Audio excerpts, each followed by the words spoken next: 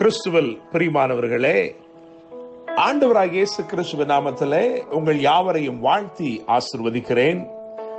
இந்த நாளுக்கென்று தேவன் நமக்கு அருளி இருக்கும் ஜீவ வார்த்தை ரூத்தின் சரித்திர புஸ்தகம் 3ஆம் அதிகாரம் 18ஆம் வசனத்தில் இருக்கிறது. என் மகளே, இந்த காரியம் என்னமாய் முடியும் என்று நீ அறியும் மட்டும் பொறுத்திரு. அந்த மனுஷன் இன்றைக்கு இந்த காரியத்தை முடிக்கும் முன் இளைப்பாற மாட்டான். என கேட்கிற தேவனுடைய பிள்ளைகளே, ரூத்தின் மாமியாகிய நகோமி ரூத்திடத்திலே சொன்ன வார்த்தைகளைத்தான் வாசிக்க கேட்டிருக்கிறோம். நான் நம்புகிறேன், விசுவாசிக்கிறேன், இளைப்படையாமல் உங்களுக்காக அவர் இன்றைக்கு ஏராளமான நன்மைகளை இன்றைக்கு செய்து முடிக்கப் போகிறார், அருளப் போகிறார். தேவனுடைய பிள்ளைகளே, ரூத்துடைய வாழ்க்கையிலே ஒரு நிறைவான ஆசீர்வாதத்தோடு அவள் வீடு திரும்புகிறாள். உங்களுக்கு தெரியும், நீங்கள் வாசித்து பார்க்கும் பொழுது, இந்த அதிகாரங்களை கவனிக்கும் பொழுது, தற்செயலாய் வயலுக்கு வந்தாள், தாகத்தால் குடிசைக்கு வந்தாள், ஒரு தீர்மானத்தினாலே களத்திற்கு சென்றாள். ஆனால் தேவ தயவு அவளுடைய வாழ்க்கையிலே இடைப்பட்டபடினாலே ஒரு கனமுள்ள ஆச்சரியமான வாழ்க்கைக்குள் அவள் அடியெடுத்து வைத்தாள். என கேட்கிற தேவனுடைய பிள்ளைகளே, 3ஆம் அதிகாரத்தை பார்க்கும் பொழுது அவள் களத்திற்கு செல்கிறாள்.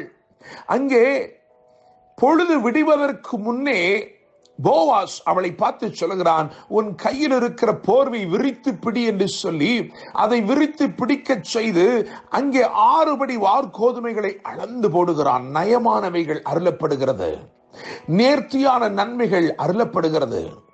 அவைகளை எடுத்துக்கொண்டு நிறைவோடு புறப்பட்டு வீட்டுக்கு வருகிறாள். அவளை பார்த்து நகோமி சொல்லுகிறாள், நீ பொறுத்திரு. என கேட்கிற தேவனுடைய பிள்ளைகளே, நிறைவானதிலும் பெரிய நன்மை உண்டு என்று நகோமி அறிந்திருந்தாள். நான் நம்புகிறேன், விசுவாசிக்கிறேன், அது வேறு ஒன்றுமல்ல, நித்திய உடன்படிக்கையின் உறவு. சுதந்திரவாளியாய் போனவர் நிச்சயமாய் மணவாளனாய் திரும்பி வருவார் என்கின்ற நம்பிக்கை நகோமிக்குள் இருந்தது. என கேட்கிற தேவனுடைய பிள்ளைகளே, ஒருவேளை தேவ தயவு கிருபை உங்களுக்கு வெளிப்படுவதனாலே நீங்கள் இன்றைக்கு நிறைவான நன்மையோடு காணப்படலாம். நலமானவைகள் உங்கள் வசமாய் இருக்கலாம், நேர்த்தியானவைகளை அவர் உங்களுக்கு அருளி இருக்கலாம். ஆனால் அதை கடந்து இன்னும் நன்மை உண்டு, இன்னும் ஆசீர்வாதங்கள் உண்டு.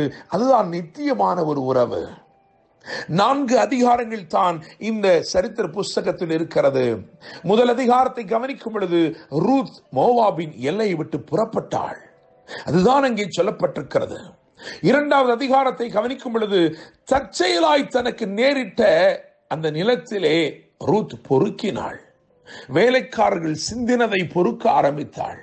அவள் பொறுக்கினது கதிர்தானோ அல்லது கர்த்தருடைய தயவோ என்று நினைக்கிறேன். அவ்வளவாய் தயவு அவளுக்கு வெளிப்பட்டது. 3ஆம் அதிகாரத்தை பொறுத்த வரைக்கும் அங்கே பொறுக்கிக் கொண்டிருந்த அவள் பொறுத்திருந்தாள் என்று எழுதியிருக்கிறது.